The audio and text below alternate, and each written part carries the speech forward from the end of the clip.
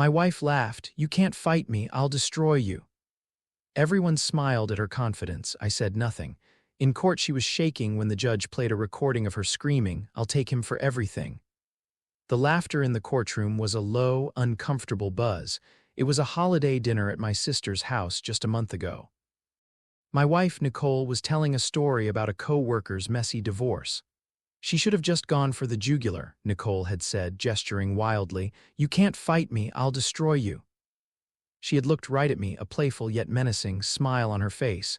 Her friends, Eric and Lisa, had chuckled. Everyone had smiled at her confidence. I said nothing. I just nodded, a quiet calm settling over me. That confidence was about to crumble. Now in court, the judge, a formidable woman with a stern gaze, looked at my lawyer. My lawyer, a kind woman named Olivia, simply said, "Your Honor, we have a piece of evidence we'd like to present." Nicole's smug smile was still plastered on her face. She leaned over to her lawyer and whispered something, a little laugh escaping her lips. She didn't have a clue. Then the courtroom speakers crackled to life. My lawyer clicked a button on a small device. A voice, clear and undeniably Nicole's, filled the room. It was a recording I had secretly made on my phone.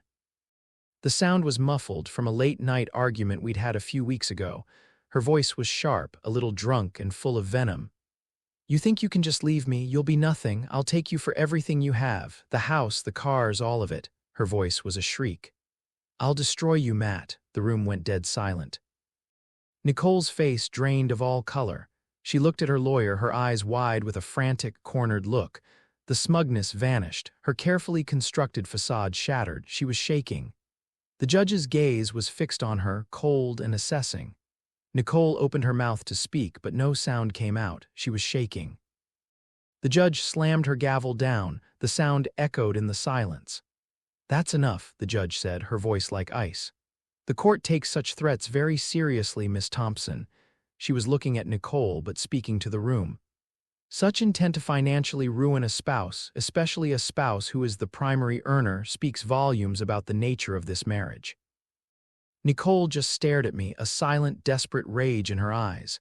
I met her gaze, a calm, unwavering expression on my face. Her panic wasn't about losing me, it was about losing control. This was the moment I knew she never respected me. The first red flag had been so small, a vacation to Italy. I had paid for everything. Every lavish dinner, every designer handbag she wanted. She promised to pay me back her half. "It's just tied up right now," she'd said. The promise never materialized. "Don't you trust me?" she'd ask when I brought it up. The gaslighting was so subtle, so practiced, that for years I didn't see it for what it was. My mom, Carol, had warned me once.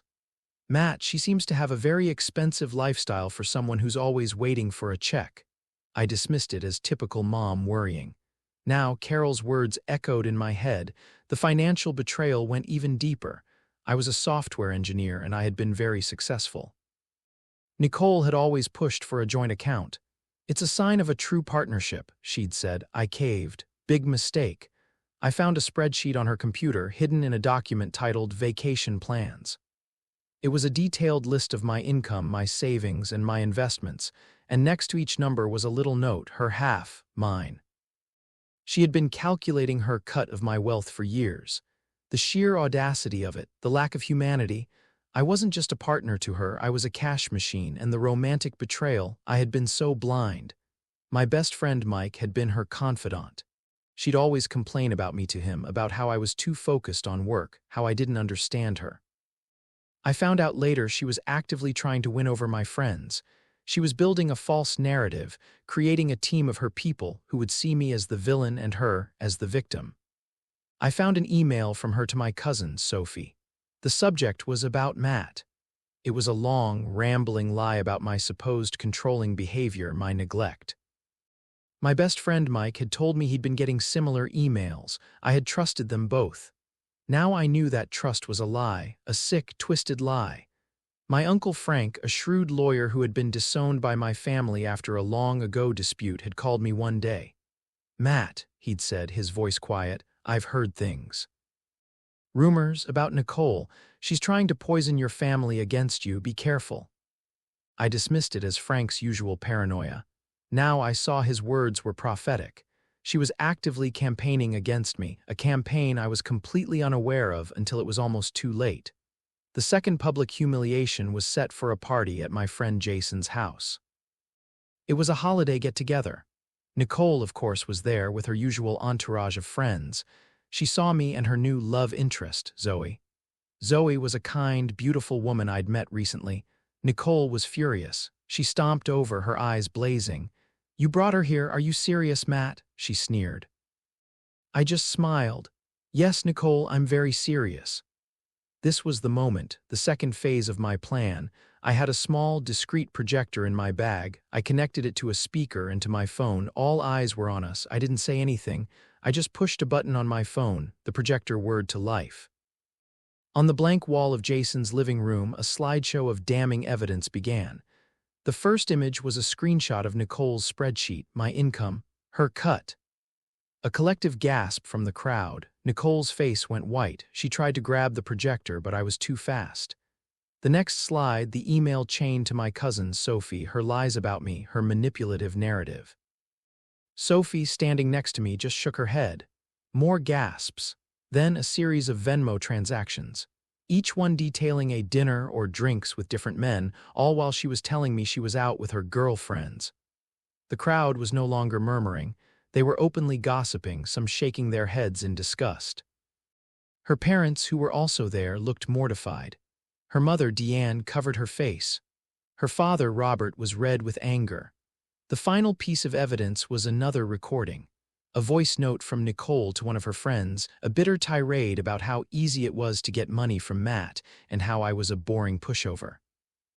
Nicole stumbled back, her eyes wild. She looked at me, a silent plea, a desperate rage. You can't do this," she shrieked. "You're evil, you're trying to ruin me." I looked at her calmly. "You ruined yourself, Nicole. I'm just showing everyone what you've been doing." Her carefully constructed facade had shattered into a million pieces. Her friends avoided her gaze. Her family looked away. Her panic wasn't about losing me. It was about losing control of her public image. I wasn't angry. I was finished. I walked away, leaving her humiliated, isolated, and utterly broken in the glare of the living room lights. Revenge ending the following week, the judge ruled in my favor. The financial betrayal was clear, and the evidence of her manipulation was overwhelming. Nicole's lawyer tried to argue, but the recordings and the spreadsheet were undeniable. The judge ordered her to pay me a significant sum in damages, and she was left with nothing but her debts and a tarnished reputation. The house, the cars, all of it was mine. I received a call from Nicole a few days later. Her voice was thin, a shadow of its former self. "Matt, please, I'm so sorry. I can't afford this. I'm going to lose everything." I listened to her, my heart unmoved. I wasn't angry, I was finished. "That's your problem, Nicole, not mine. You chose this path." I hung up. I wasn't doing it out of cruelty. I was doing it out of justice. I sold the house we had shared. It was too filled with memories of her lies. I used the money to start a foundation for men and women who have been financially exploited in their relationships. It was a form of karma, a way to turn her malice into something good. I heard from a mutual friend that Nicole had been forced to move back in with her parents. She'd lost her job, and her social circle had abandoned her. She was a ghost of her former self, a walking cautionary tale. I didn't feel a sense of triumph, just a quiet satisfaction. This wasn't about revenge, it was about accountability. And for the first time in a long time, I felt at peace. I wasn't angry, I was finished. The revenge was simply a side effect of me standing up for myself. I had won, but more importantly, I had healed. Closure ending the following week, the judge ruled in my favor. The financial betrayal was clear, and the evidence of her manipulation was overwhelming. The judge ordered her to pay me a significant sum in damages. I had won, but I didn't feel a sense of triumph. I just felt tired. I received a call from Nicole a few days later. Her voice was thin, a shadow of its former self. "Matt, please, I'm so sorry. I can't afford this. I'm going to lose everything." I listened to her, my heart unmoved. I wasn't angry, I was finished. "That's your problem, Nicole, not mine. You chose this path." I hung up. I knew I had to move on. The next day, I called my lawyer. "I'm dropping the damages," I told her. "What?" she asked. "Why, you won." "Because," I said, "I don't want to be tied to her anymore." The money isn't worth it, I just want to be free. It wasn't about forgiveness, it was about letting go. The money would only be a constant reminder of the pain she had caused me. I sold the house we had shared and moved into a small, cozy apartment. It was a fresh start. No memories, no ghosts of the past. I reconnected with my friends and family. My best friend Mike apologized profusely. I had no idea, Matt. I'm so sorry. I told him it was okay. I knew he was just a pawn in her game. I started dating again. I met a kind, beautiful woman named Zoe. She was nothing like Nicole. She was honest, and she valued my heart more than my wallet. I felt a sense of peace I hadn't felt in years. I wasn't angry, I was finished. I had walked away from the drama, the betrayal, the lies, and I was finally, truly happy. The closure was not in her downfall, but in my ability to move on. I had chosen dignity over revenge, and in the end, that was the greatest victory of all.